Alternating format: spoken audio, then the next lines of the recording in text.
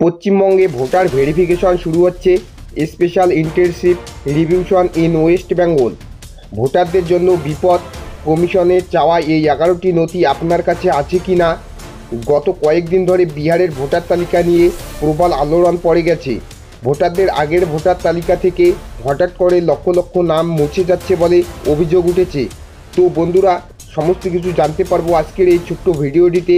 ভিডিওটি প্রথম থেকে শেষ পর্যন্ত কন্টিনিউ দেখতে থাকুন। আর চ্যানেলে নতুন হলে চ্যানেলটিকে সাবস্ক্রাইব করে দিয়ে পাশে থাকা বেল আইকনটি প্রেস করে অল নোটিফিকেশান অন করে দিন। বহু মানুষ জানতে পারছেন তারা আর ভোটার নন, অথচ বছরের পর বছর ধরে তারা ভোট দিয়ে এসেছেন। এই ঘটনা রেশ এখন পশ্চিমবঙ্গেও টের পাওয়া যাচ্ছে। নির্বাচন কমিশন এক সূত্রে বলেছে বাংলাতেও এই বিষয় প্রক্রিয়া শুরু হতে পারে আগস্টের প্রথম সপ্তাহ থেকে। তো বন্ধুরা, এবার জেনে নেব কেন শুরু হলো এই ঝামেলা। তো চলুন অন স্ক্রিনে দেখে নেই। 2024 সালের জুন মাসে বিহারের নির্বাচন কমিশন ঘোষণা করে ভোটার তালিকায় শুধুমাত্র যোগ্য নাগরিকদের নাম রাখা হবে। তার জন্য নথি চাওয়া হচ্ছে। কিন্তু সমস্যা ঠিক এখানেই যে 11টি নথি নির্বাচন কমিশন চেয়েছে তার মধ্যে সাধারণ মানুষের কাছে যেগুলো সহজে থাকে, যেমন আধার কার্ড, রেশন কার্ড বা প্যান কার্ড, সেগুলো একটাও মানা হচ্ছে না। বরং চাইছে এমন কিছু কাগজপত্র যা বহু মানুষের কাছে নেই। তো চলুন বন্ধুরা, জেনে নেই চাওয়া কাগজপত্রের লিস্ট।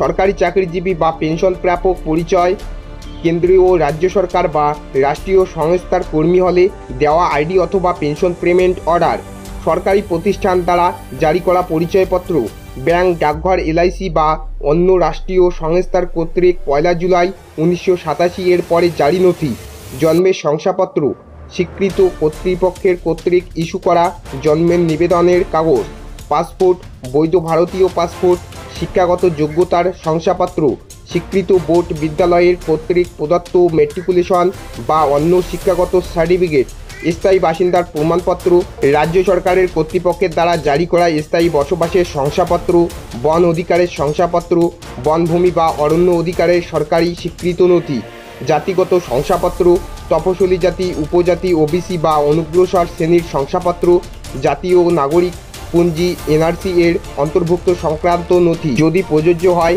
নাগরিকত্বের রেজিস্টারে নাম থাকলে তা প্রমাণ, পারিবারিক রেজিস্ট্রেশন, স্থায়ী কর্তৃপক্ষের বা গ্রাম পঞ্চায়েতের দ্বারা প্রস্তুতি পারিবারিক রেজিস্ট্রেশন কপি, জমি বা বাড়ির সরকারি বরাত সংক্রান্ত নথি, সরকারি প্রকল্প বা দপ্তর থেকে জমি বা ঘরের বরাদ্দের সার্টিফিকেট। তো বন্ধুরা, এই 11টি নথির মধ্যে যে কোনো একটি নথি থাকলেই কিন্তু হবে। তো চলুন এবার জেনে নেই কে বাদ পড়বে, কে থাকবে, সেটাই বড় প্রশ্ন। কমিশনের দাবি এর মাধ্যমে মৃত ভোটার অন্যত্রে চলে যাওয়া লোকজনের বা অবৈধ নাম সরানো যাবে। কিন্তু বিরোধীদের মতে এটার পরে আসলে গরিব, সংখ্যালঘু, দলিত ও প্রান্তিক শ্রেণীর মানুষদের বাদ দেওয়ার পরিকল্পনা চলছে। কারণ এসব শ্রেণীর মানুষের অনেকের কাছেই সরকারি কাগজ থাকে না।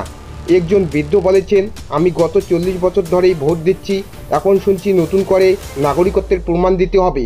এটা কি সহজ কথা? সুপ্রিম কোর্টে গিয়েছে বিষয়টি। বিভিন্ন রাজনৈতিক দল ও নাগরিক সংগঠন এই নিয়মে বিরোধিতা করছে। সুপ্রিম কোর্টে মামলা করেছে। 10 জুলাই আদালত পরামর্শ দেয় আধার বা রেশন কার্ডকেও প্রমাণপত্র হিসেবে ধরা হোক, কিন্তু কমিশন তাতে রাজি হয়নি। তারা বলেছে এগুলো নাগরিকত্বের যথাযথ প্রমাণ নয়। তবে বাংলাতেও কি এই ভোটার ভেরিফিকেশন শুরু হবে? পশ্চিমবঙ্গের এই প্রক্রিয়া শেষবার হয়েছিল 2002 সালে, তাই কমিশনের বক্তব্য সেই তালিকাটাকেই ধরে এগোবে। তবে বাংলার প্রশাসনিক সূত্রে জানাচ্ছে সব প্রস্তুতি তৈরি, কেবল ঘোষণার অপেক্ষা। আদালত যদি বিহারের প্রক্রিয়া স্থগিতাদেশ না দেয় তবে এখানে তালিকা সংশোধন শুরু হয়ে যাবে। গ্রাম বা মহাস্থলের অনেকেই এখনও আধার, রেশন ছাড়া আর কোনো সরকারি নথি পাননি। কারো জন্মের শংসাপত্র নেই, কারো পাসপোর্ট নেই, কেউ আবার কোনো সরকারি চাকরি বা পেনশন পান না। এসব মানুষ ভোট দেন বহুদিন ধরে, কিন্তু এখন তাদের ভোটার তালিকা থেকে বাদ পড়ার ভয়। এটা শুধু একটা কাগজপত্রের বিষয় নয়, এটা এক ধরনের অস্তিত্বের প্রশ্ন। চাঁদপুরের মনোরঞ্জন বাবু বলেন, আমার ছেলের জন্মের সার্টিফিকেট নেই, ও তো 2004 সালে জন্মেছে, ভোট হয়নি এখনও, এখন শুনছি আমার নাম নাকি বাদ যাবে। দক্ষিণ দিনাজপুরের ফাতেমা বেগম বলেন, প্যান কার্ড আছে, আধার কার্ড আছে, রেশন কার্ড আছে, এতে তো সরকার সব সুবিধা দেয়, এখন হঠাৎ করে কেন চলবে না? এটা শুধু ভোটার তালিকার সমস্যা নয়, এটা নাগরিকের পরিচয়ের প্রশ্ন। যাদের কণ্ঠেও এতদিন নির্বাচন ঘিরে শোনা যেত, তারা যদি আজ বাদ পড়ে যায় তবে গণতন্ত্রের ভবিষ্যৎ কোথায় দাঁড়াবে?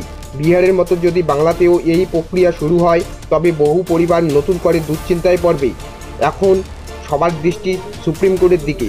সেই রায় ঠিক কবে, বাংলায় আসন্ন ভোট কেমন হবে?